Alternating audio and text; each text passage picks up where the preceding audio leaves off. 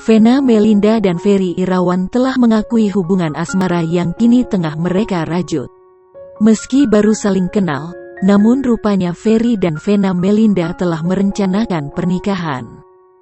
Sementara itu di lain sisi, soal rencana pernikahan itu rupanya sempat membuat banyak pihak merasa kaget.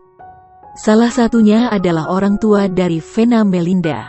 Tak ingin basa-basi, orang tua Vena Melinda langsung meminta pria 44 tahun tersebut untuk menemui mereka. Ternyata, dalam pertemuan itu orang tua Vena Melinda menguji kesungguhan Ferry Irawan soal rencana pernikahan tersebut.